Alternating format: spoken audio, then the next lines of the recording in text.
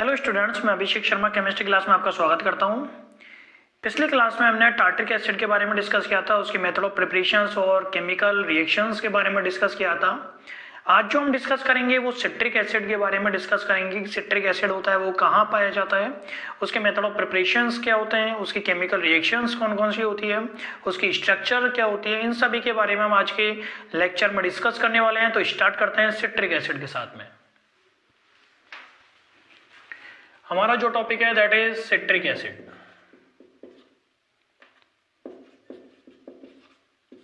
सिट्रिकम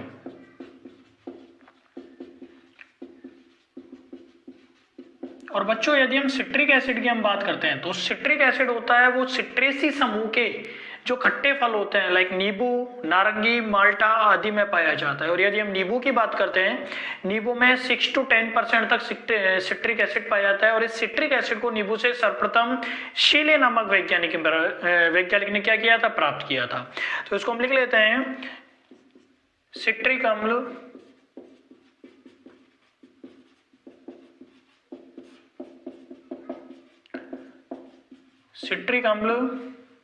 सिट्रेसी समूह के खट्टे फलों नींबू, नारंगी,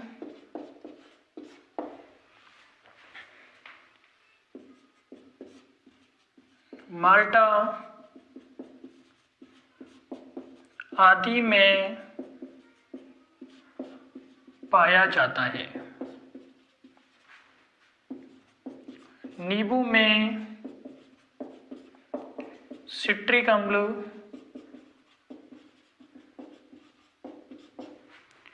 6 से 10% तक पाया जाता है।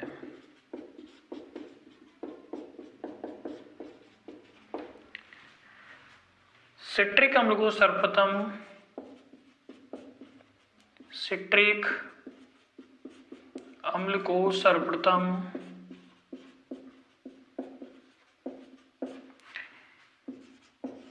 सीले नामक वैज्ञानिक ने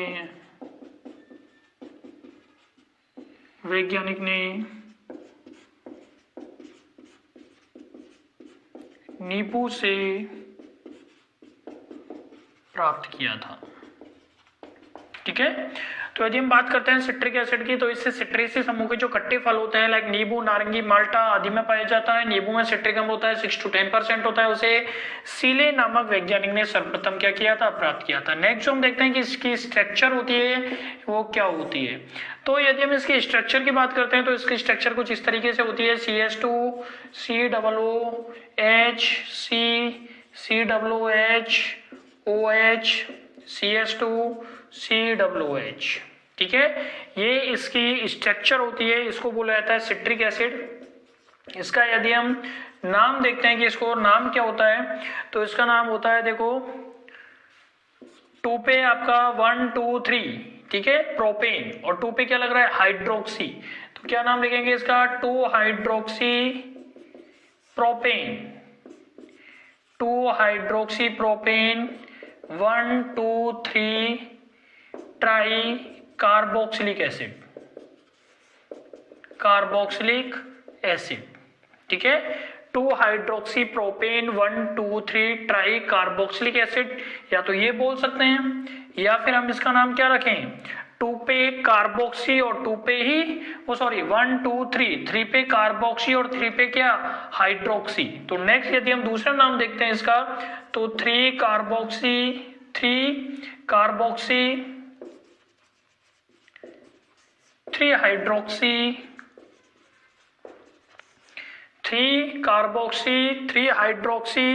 1 2 3 4 5 pentane 3 carboxy 3 hydroxy pentane 1 4 dioic acid. Dioic acid. तो इसका नाम यदि हम देखते हैं आईयूपैक, यदि हम इसके नाम देखते हैं तो आईयूपैक नेम में इसका नाम होता है 2 hydroxy propane 1,2,3 try carboxylic acid और 3 carboxy 3 hydroxy pentane 1,4 dioic acid, ये इसके नाम होते हैं। ठीक है, नेक्स्ट जो हम इसके पढ़ेंगे वो पढ़ेंगे इसकी मेथड ऑफ प्रिपरेशन की, जो सिट्रिक एसिड होता है, सिट्रिक एसिड को कैसे प्रिपेयर किया जा सकता है। ठीक है, नेक्स्ट जो इसके मेथड देखेंगे that is methods of preparation of citric acid, कि जो सिट्रिक एसिड होता है उसकी मेथड ऑफ प्रिपरेशंस होती हैं वो क्या होती हैं। और इसमें फर्स्ट जो होता है वो होता है नींबू से। किससे बनाया जाता है? इसका फर्स्ट जो मेथड होता है वो नींबू से, कि नींबू होता है उससे सिट्रिक एसिड को किस प्रकार प्राप्त किया जाता है। तो बच्चों यदि हम नींबू में देखते हैं तो नींबू में सबसे पहले जो कच्चा नींबू होता है उस कच्चे नींबू के रस को उबालकर उसमें उपस्थित जो प्रोटीन्स होते हैं उसको कोएगुलेटेड या फिर स्कंदित किया जाता है। क्या किया जाता है? प्रोटीन्स को स्कंदित किया जाता है और स्कंदित करने के बाद में, ठीक है, उसमें कैल्शियम कार्बोनेट के साथ रिएक्शन करवाई जाती है। कैल्शियम कार्बोनेट के साथ रिएक्शन करवाने के बाद जो बनने वाला कैल्शियम सिट्रेट होता है उस कैल्शियम सिट्रेट को छान करके अलग कर दिया जाता है और उस कैल्शियम सिट्रेट की रिएक्शन होती है फिर H2SO4 के साथ करवाई जाती है। H2SO4 के साथ रिएक्शन करवाने पर हमें कैल्शियम सल्फेट प्राप्त होता है। उस कैल्शियम सल्फेट को हम छान करके अलग कर देते हैं तथा जो फिल्टर्ड जो हमारे पास सॉल्यूशन होता है जो बचता है, ठीक है, कैल्शियम सल्फेट को अलग करने के बाद में उसको बाद में सांद्रित करके और उसका क्रिस्टलाइजेशन किया जाता है, क्रिस्टलीकरण किया जाता है। क्रिस्टलीकरण करने पर हमें जो सिट्रिक एसिड होता है वो मोनोहाइड्रेट क्रिस्टल्स के रूप में प्राप्त होता है।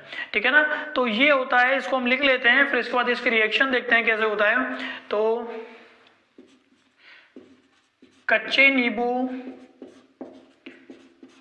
नींबू के रस को उबालकर, कच्चे नींबू के रस को उबालकर प्रोटीन्स को सांद्रित किया जाता है,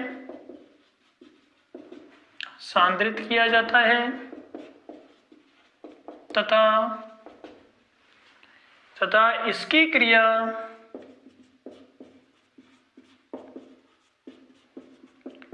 CaCO3 कैल्शियम कार्बोनेट से करवाकर प्राप्त कैल्शियम सिट्रेट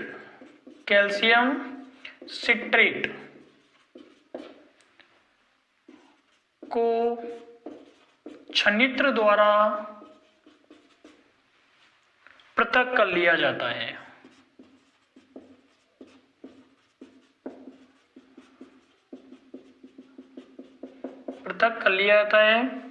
इसकी क्रिया H2SO4 से करवाने पर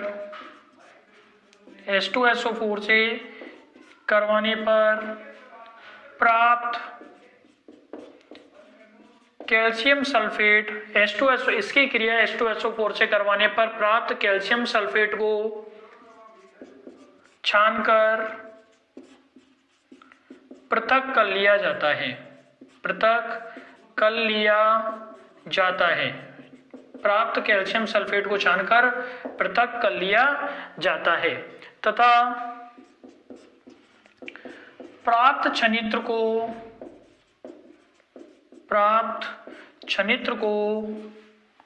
सांद्रित करके इसका क्रिस्टलन किया जाता है।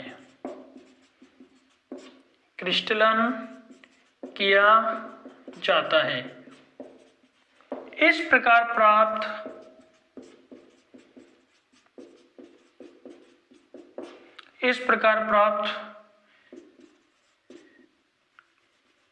प्रकार कैल्शियम सिट्रेट को कैल्शियम, इस प्रकार सिट्रिक एसिड को, इस प्रकार सिट्रिक एसिड को, सिट्रिक अम्ल को मोनोहाइड्रेट के क्रिस्टल के रूप में प्राप्त किया जाता है, क्रिस्टल के रूप में प्राप्त किया जाता है, प्राप्त किया जाता है। ठीक है बच्चों, तो देखो कच्चे नींबू के रस को उबालकर प्रोटीन्स को सांद्रित किया जाता है, सांद्रित नहीं स्कंदित करो, इसको स्कंदित किया जाता है, स्कंदित किया जाता है तथा इसकी क्रिया कैल्शियम कार्बोनेट से करवाकर प्राप्त कैल्शियम सिट्रेट को छन्नित्र द्वारा पृथक कर लिया जाता है। इसकी क्रिया H2SO4 से करवाने पर प्राप्त कैल्शियम सल्फेट को छानकर प्राप्त कर लिया जाता है तथा प्राप्त छन्नित्र को सांद्रित करके इसका क्रिस्टलन किया जाता है। इस प्रकार सिट्रिक अम्ल को मोनोहाइड्रेट के क्रिस्टल के रूप में प्राप्त किया जाता है। मीन्स हमारे पास होता है C6H8O7, ठीक है 2, ठीक है। इसकी क्रिया हम करवा देते हैं CaCO3 से, कैल्शियम कार्बोनेट से, और कैल्शियम कार्बोनेट के लेते हैं हम 3 मोल, ठीक है 3 मोल लेंगे तो हमारे पास जो प्राप्त होगा वो प्राप्त होगा C6H5O7 का होल 2, ये होता है हमारे पास कैल्शियम सिट्रेट, कैल्शियम सिट्रेट, ठीक है कैल्शियम सिट्रेट प्राप्त होता है। क्या बचा हमारे पास 3CO2 प्लस 3H2, ये बाहर निकल गया हमारे पास, ठीक है। अब ये जो हमारे पास कैल्शियम सिट्रेट प्राप्त हुआ Ca3C6H5O7 का होल 2, इसकी क्रिया करवा देते हैं हम H2SO4 से, सल्फ्यूरिक एसिड से, और वो भी इसके 3 मोल से, ठीक है 3 मोल से जो हम रिएक्शन करवाएंगे तो हमारे पास प्राप्त होगा 3CaSO4, ये कैल्शियम सल्फेट प्राप्त हो गया, इसको अलग कर लिया जाता है तथा बचा हुआ जो छन्नित्र होता है इस कैल्शियम सल्फेट को प्राप्त करने के निकालने के बाद जो छन्नित्र बचता है उसका क्या करवाया जाता है, क्रिस्टलाइजेशन करवाया जाता है, क्रिस्टलीकरण करवाया जाता है। क्या बचेगा हमारे पास बचेगा 2C6H8O7, ठीक है 2C6H8O7, ये हमारे पास बचता है और ये होता है हमारे पास सिट्रिक एसिड। क्या नाम होता है इसका, सिट्रिक एसिड, ठीक है। तो इस प्रकार से हमें सिट्रिक एसिड होता है वो प्राप्त होता है। सेकंड जो हम मेथड ऑफ प्रिपरेशन देखते हैं वो देखते हैं फ्रॉम शीरे से। सीरा क्या होता है वो हम देखेंगे। एक्चुअली सीरा यदि हम बात करते हैं तो सीरा जो होता है वो सुक्रोज और ग्लूकोज का 10 to 12% सॉल्यूशन होता है, 10 से 12% विलयन होता है सुक्रोज का और ग्लूकोज का, ठीक है। तो हमारे पास होता है ये C12H22O11 दैट इज सुक्रोज, ठीक है सुक्रोज। और इस सुक्रोज का in the presence of air, वायु की उपस्थिति में हम करवा देते हैं फर्मेंटेशन। क्या करवा देते हैं, फर्मेंटेशन करवा देते हैं, किण्वन करवा देते हैं। और किण्वन या फर्मेंटेशन होता है वो किसकी उपस्थिति में होता है, वो होता है साइट्रोमाइसिस फेफेरियनस, ठीक है साइट्रोमाइसिस फेफेरियनस या फिर एस्परजिलस नाइजर की उपस्थिति में होता है, ठीक है एस्परजिलस नाइजर।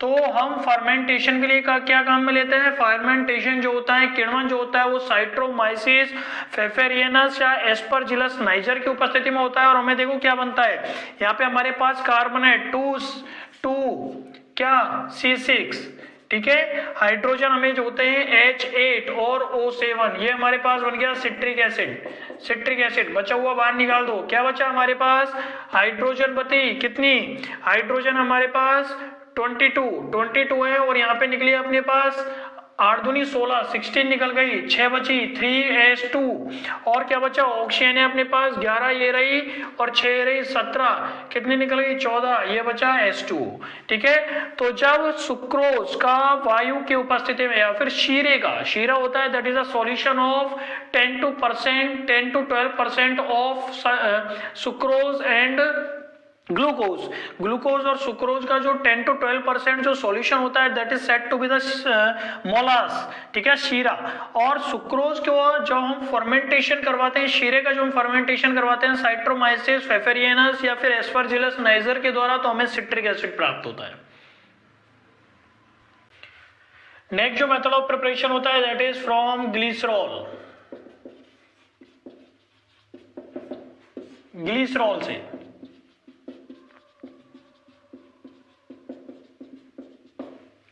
ग्लिसरॉल से, और ग्लिसरॉल से जो मेथड ऑफ प्रिपरेशन होता है वो कैसे बनाया जाता है, देखो आप CH2OH, CHOH और CH2OH, ठीक है, ये हमारे पास क्या होता है, ग्लिसरॉल होता है, ठीक है।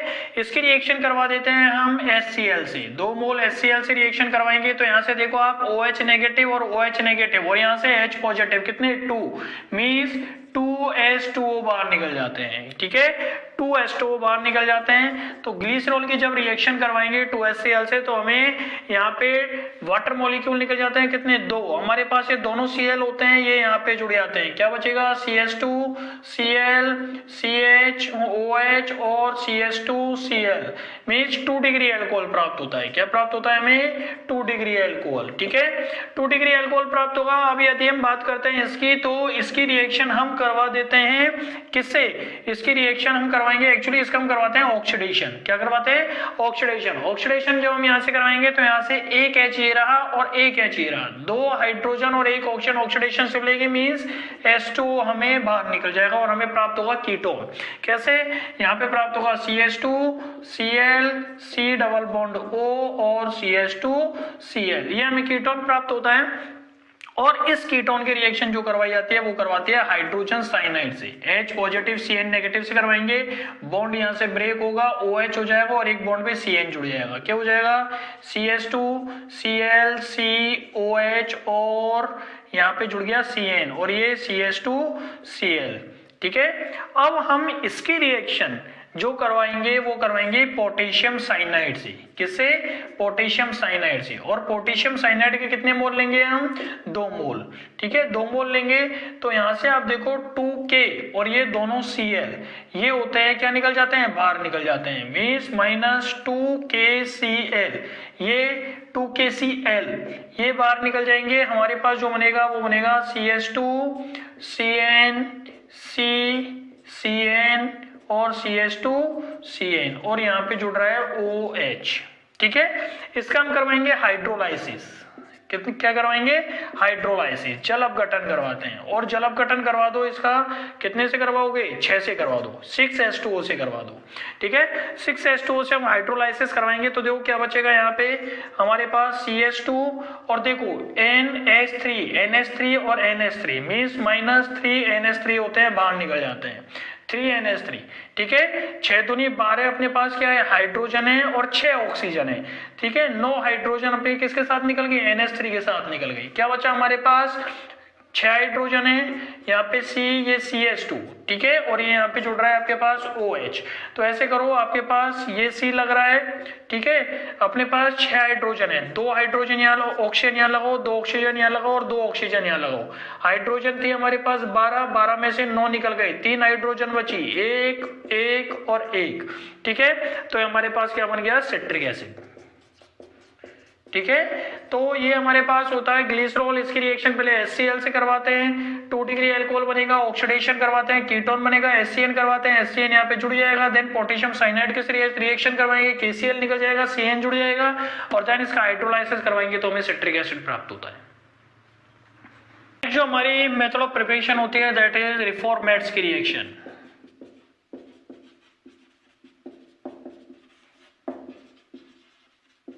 और ये रिफॉर्मेट्स की जो रिएक्शन है वो लॉरेंस के द्वारा दी गई थी।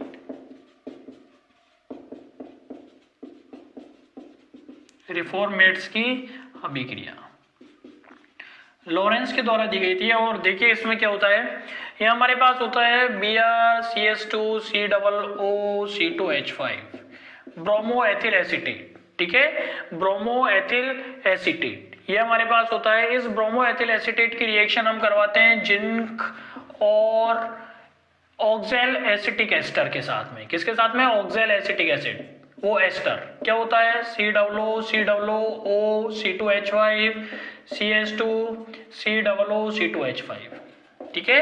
ये होता है हमारे पास ऑक्सैल एसिटिक एस्टर, ठीक है। तो ये तो होता है हमारे पास ब्रोमोएथिल एसीटेट। इस ब्रोमोएथिल एसीटेट की रिएक्शन जो हम करवाएंगे वो जिंक और ऑक्सैल एसिटिक एस्टर के साथ में करवाते हैं, ठीक है। जिंक और ऑक्सैल एसिटिक एस्टर के साथ में करवाते हैं। तो देखो क्या बनता है हमारे पास बनता है CH2COO C2H5 और CH2COO और OZNBr, ठीक है, OZNBr।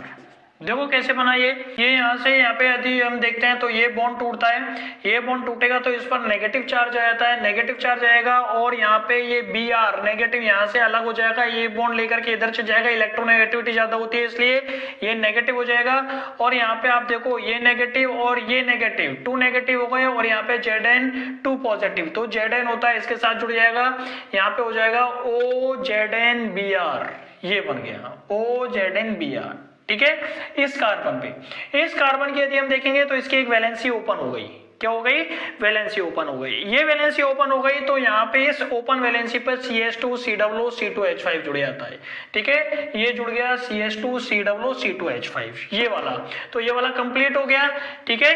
अब आप देखो यहाँ पे इसके साथ में यदि हम देखते हैं तो एक है COO C2H5, ये जुड़ रहा है इसके पास COO C2H5, ठीक है, COO C2H5 इस पर जुड़ गया ये, और फाइनली इस पर जुड़ा हुआ है CH2COO C2H5। तो आप देखो आप हमारे पास CH2COO C2H5 कितने हो गए, 1 2, एक तो ये हो गया, एक COO, ये तो CH2COO C2H5, ये रहा एक CH2COO C2H5, ठीक है, एक ये रहा CH2COO C2H5, CH2COO C2H5 और COO C2H5 और ZnBr और O और ZnBr O, ठीक है। ये हमारे पास जो प्रोडक्ट बनता है इसका हम करवा देते हैं हाइड्रोलाइसिस, एसिडिक हाइड्रोलाइसिस करवा देते हैं इसका, और एसिडिक हाइड्रोलाइसिस होता है 4H2O से करवा दीजिए आप। किसने से करवाएंगे, 4H2O से करवाएंगे। 4H2O से जो हम इसका हाइड्रोलाइसिस करवाते हैं, जल अपघटन करवाते हैं, तो यहाँ पे C2H5 और C2H5, तीन जो C2H5 हैं वो एक्चुअली ये H2 होता है, वो ब्रेक होता है H पॉजिटिव OH नेगेटिव में, ठीक है। तो ये C2H5 होते हैं तीनों के तीनों, ये 3C2H5OH के रूप में बाहर निकल जाते हैं, 3C2H5OH के रूप में बाहर निकल जाते हैं। और हमारे पास ये H पॉजिटिव है वो यहाँ पे COO नेगेटिव के साथ में जुड़ जाते हैं, तो हमारे पास बनता है CH2COOH CCOOH और CCOOH और CH2COOH और ये यहाँ पे OH। Zn होता है वो जिंक ऑक्साइड के रूप में बाहर निकल जाता है और Br होता है वो HBr के रूप में बाहर निकल जाता है। और आप देखिए यहाँ पे यदि हम ऑक्सीजन की बात करते हैं, ऑक्सीजन है हमारे यहाँ पे 2 4 6 और 7, और यहाँ पे हम देखते हैं 2 4 6 7 और 3 कितने हो गए, 10 और एक 11, तो हमारे पास 4 ऑक्सीजन ये गए, 7 और 4 11, ठीक है। हाइड्रोजन यदि हम बात करते हैं तो हाइड्रोजन है हमारे यहाँ पे 5 10 15 17 19 हाइड्रोजन है, और यहाँ पे 19 और 8 कितने हो गए, 27 हाइड्रोजन होने चाहिए। तो 1 2 3 2 5 7 8 और 18 26 और एक 27, ठीक है। तो इस प्रकार से हमें क्या प्राप्त होता है, ये सिट्रिक एसिड प्राप्त होता है। क्या प्राप्त होता है, सिट्रिक एसिड होता है, वो रिफॉर्मेट्स की रिएक्शन के द्वारा हम प्राप्त करते हैं। बच्चों इसी के साथ हमारी ये method of preparations of citric acid होते हैं वो कंप्लीट होते हैं। इसके बाद हम इसकी केमिकल रिएक्शंस के बारे में डिस्कस करेंगे। तो सबसे पहला जो हम केमिकल रिएक्शन देखेंगे वो फर्स्ट है साल्ट फॉर्मेशन, लवण निर्माण, ठीक है, साल्ट फॉर्मेशन, लवण निर्माण।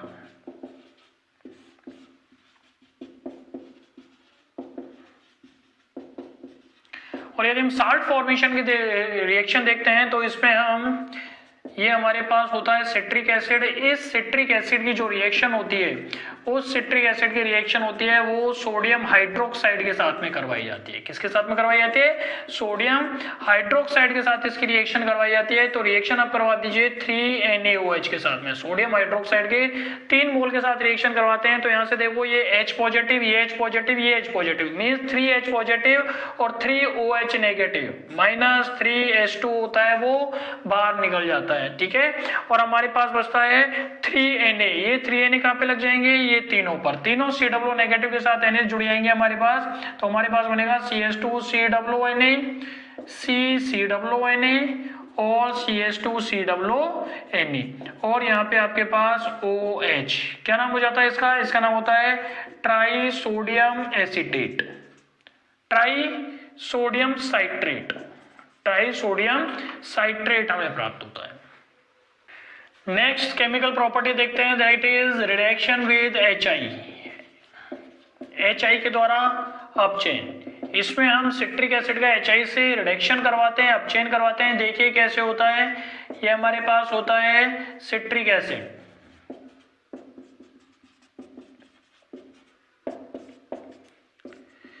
इस सिट्रिक एसिड का हम रिड्यूस करवाएंगे, किससे करवाते हैं, HI से, ठीक है। HI लेते हैं हम 2HI, 2HI के साथ मोल, 2HI के मोल लेते हैं हम, ठीक है। और इन HI के साथ जब हम रिएक्शन करवाएंगे तो ये आयोडीन होता है वो I2 के रूप में बाहर निकल जाता है, ठीक है। 2 हाइड्रोजन बचती है, एक हाइड्रोजन ये यहाँ पे जाएगा, क्या हो जाएगा, ये इलेक्ट बॉन्ड होते हैं, ये इलेक्ट्रॉन्स होते हैं OH नेगेटिव के साथ बाहर निकल जाते हैं इलेक्ट्रॉन्स, ये OH नेगेटिव और ये H पॉजिटिव माइनस H2O बाहर निकल जाता है, एक H होता है वो यहाँ पे जुड़ जाता है, क्या हो जाता है हमारे पास CH2COOH, CH और CH2COOH, ये हमारे पास बनता है। और इसका यदि हम नाम देखते हैं तो सबसे लॉन्गेस्ट कार्बन चेन ये होती है, क्या नाम हो जाता है, propane 1 2 3, propane 1 2 3 try carboxylic acid,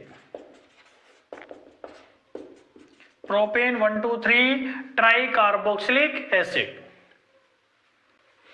next third one reaction देखते हैं हम, दैट इज एसिटाइलेशन, एसिटाइलेशन या फिर हिंदी में बोलते हैं इसको एसिटिलीकरण, एसिटिलीकरण, एसिटाइलेशन, एसिटिलीकरण में रिएक्शन देखेंगे।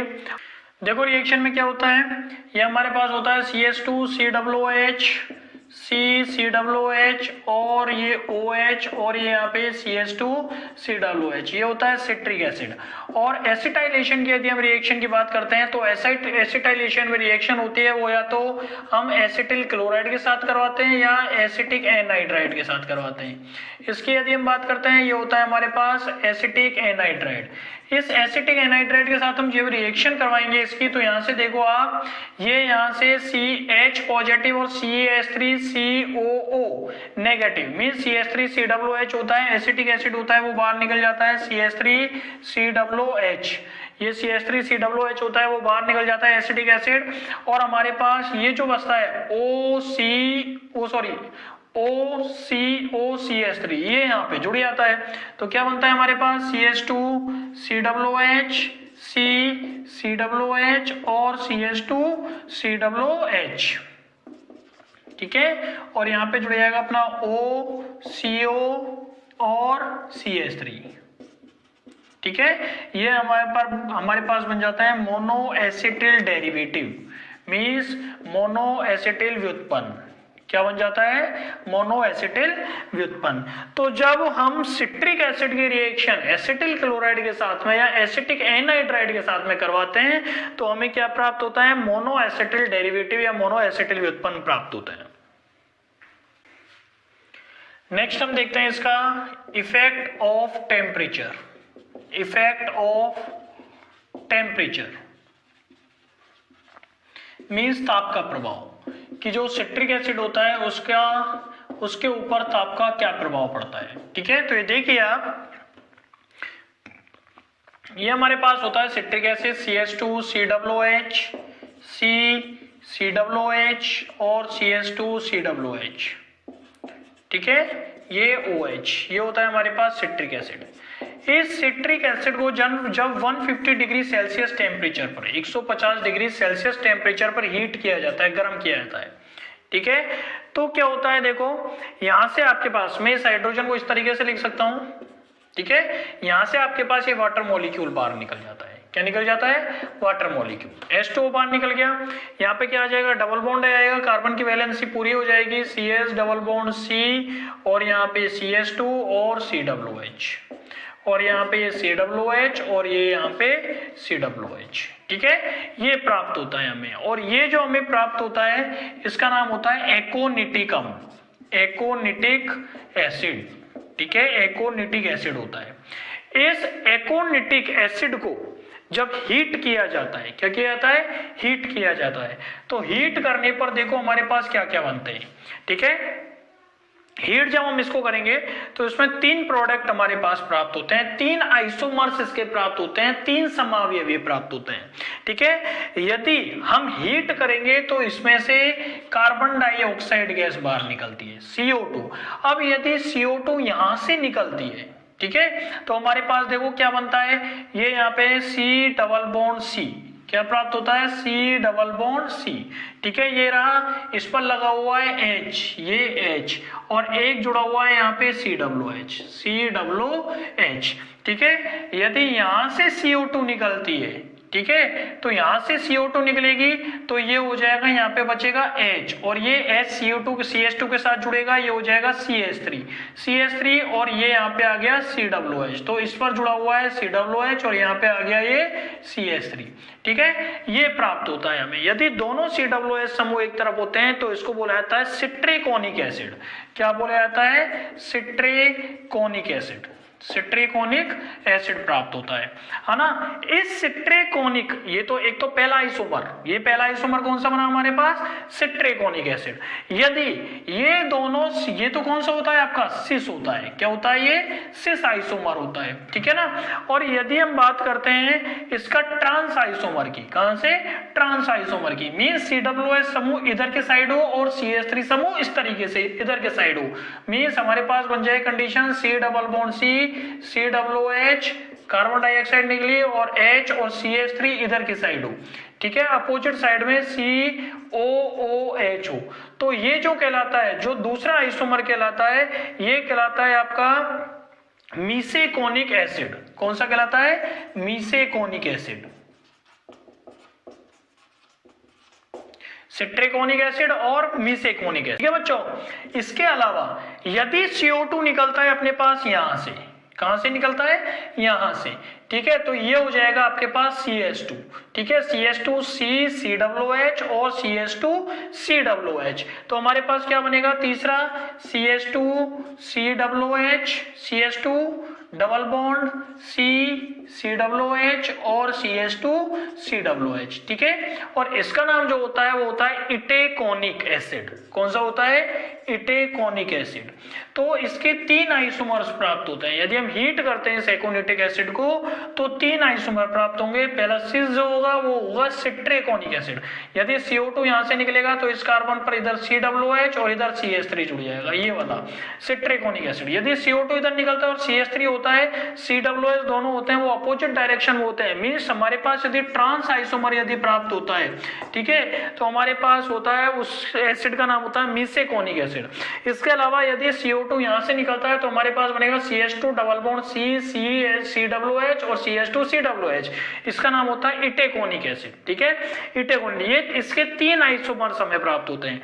यदि इस सिट्रेकोनिक एसिड को हम हीट करते हैं, यदि गर्म करते हैं इसको, इस सिट्रेकोनिक एसिड को, तो हीट करने पर यहां से आप देखो ये यहां से OH और ये H, ये H2 होता है वो बाहर निकल जाता है, माइनस H2 वाटर मॉलिक्यूल बाहर निकल जाता है और हमारे पास बनता है क्या, C डबल बॉन्ड C, यहाँ पे ये H और यहाँ पे CH3 और C डबल बॉन्ड CO और O, ठीक है, इसका नाम होता है सिट्रेकोनिक एनाइड्राइड। क्या नाम होता है इसका, सिट्रेकोनिक एनाइड्राइड। तो जब इस सिट्रेकोनिक एसिड को हम गर्म करते हैं तो क्या निकलता है, वाटर मॉलिक्यूल बाहर निकलता है और सिट्रेकोनिक एनाइड्राइड प्राप्त होता है। यदि हम इस इटेकोनिक एसिड को हीट करते हैं, ठीक है, इटेकोनिक एसिड को हीट करते हैं तो इटेकोनिक एसिड को हीट करने पर भी यहाँ पर क्या आ जाता है हमारे पास, ये H2O बाहर निकल जाता है, माइनस H2O बाहर निकल जाएगा और हमारे पास क्या बनेगा, CH2 double bond C CH2 और CO और ये O, इसका नाम होता है इटेकोनिक एनाइड्राइड। क्या नाम होता है? इटेकोनिक एनाइड्राइड। जबकि यदि हम मीसेकोनिक एनाइड्राइड की बात करते हैं तो मीसेकोनिक एनाइड्राइड प्राप्त नहीं कर सकते, क्योंकि इसमें जब हम हीट करेंगे तो इसके जो COOH ग्रुप्स हैं वो दोनों अपोजिट डायरेक्शन है, यहां से वाटर मॉलिक्यूल नहीं निकलेगा। ठीक है ना? तो ये आपका होता है effect of temperature on citric acid. Next हम केमिकल रिएक्शन देखते हैं, वो देखते हैं reaction with concentrated H2SO4 and fuming H2SO4। सांद्र सल्फ्यूरिक एसिड के साथ और फ्यूमिंग सल्फ्यूरिक एसिड के साथ हम रिएक्शन देखेंगे। तो ये देखो क्या होता है, ये हमारे पास होता है CHSCOOH मीन्स CH2COOH, COOH और यहाँ पे ये OH और ये यहाँ पे CH2COOH मीन्स इसका नाम हो गया सिट्रिक एसिड। मैंने यहाँ पे कुछ नहीं, एक हाइड्रोजन बाहर निकाल दिया बस। ठीक है, इसको यदि हम रिएक्शन करवाएंगे, एक तो हम देखते हैं इसकी रिएक्शन कंसंट्रेटेड H2SO4 के साथ में, और हम देखेंगे फ्यूमिंग H2SO4 के साथ में। एक तो कंसंट्रेटेड H2SO4 सांद्र सल्फ्यूरिक एसिड के साथ में, और एक होता है फ्यूमिंग, ठीक है, H2SO4 के साथ। दोनों के साथ रिएक्शन देखेंगे। तो फ्यूमिंग यदि कंसंट्रेटेड H2SO4 के साथ हम रिएक्शन करवाते हैं इसकी, तो कंसंट्रेटेड H2SO4 के साथ रिएक्शन करवाने पर यहां से ये वाटर मॉलिक्यूल बाहर निकल जाता है, H2O बाहर निकल जाता है, और हमारे पास जो बनता है वो बनता है CH single bond COOH double bond COOH और CH2COOH, और इसका नाम अभी हमने पढ़ा है, इसका नाम होता है एकोनिटिक एसिड, एकोनिटिक एसिड। और यदि हम फ्यूम्ड H2SO4 के साथ यदि इसकी रिएक्शन करवाते हैं, तो फ्यूम्ड H2SO4 के साथ रिएक्शन करवाने पर बच्चों देखो क्या होता है, यहां से एक्चुअली यहां से एक ये OH और एक H2O बाहर निकलता है यहां से। ठीक है, एक तो H2 यहां से निकलेगा, ये वाला OH और ये ये H2O बाहर निकलता है, साथ ही साथ यहां से कार्बन मोनोऑक्साइड होती है, गैस बाहर निकलती है, मींस कार्बन मोनोऑक्साइड गैस बाहर निकलती है। तो हमारे पास बनता है CH2COOH single bond C double bond CO C double bond O और CH2COOH। ठीक है, इसका जो नाम होता है वो होता है acetic dicarboxylic acid, acetic dicarboxylic acid. Next जो हमारी केमिकल रिएक्शन होती है दैट इज कॉम्प्लेक्स फॉर्मेशन, संकुल निर्माण। और यदि हम संकुल निर्माण की बात करते हैं तो सिट्रिक एसिड होता है वो बेनेडिक्ट विलियन, जो कि मिक्सचर होता है एक्चुअली कॉपर सल्फेट का, सोडियम कार्बोनेट का और सोडियम साइट्रेट का। ठीक है, इनके साथ में बेनेडिक्ट विलियन के साथ में जो संकुल बनाता है वो कुछ इस तरीके का होता है Cu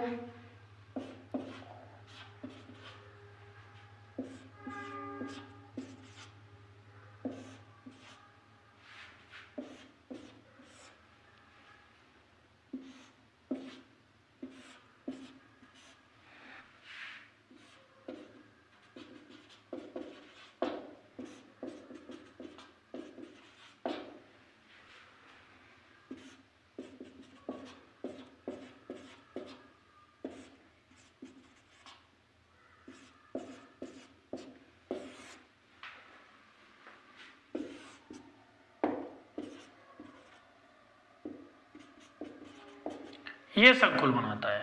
ठीक है, ये होता है ये बेनेडिक्ट विलियन के साथ में जो सिट्रिक एसिड होता है वो संकुल बनाता है। बच्चों इसी के साथ हमारा सिट्रिक एसिड होता है वो कंप्लीट होता है, इसकी chemical reactions, method of preparation complete होती हैं। इसके बाद हम डाइकार्बोक्सिलिक एसिड के बारे में डिस्कस करेंगे। तब तक के लिए thank you, thanks a lot.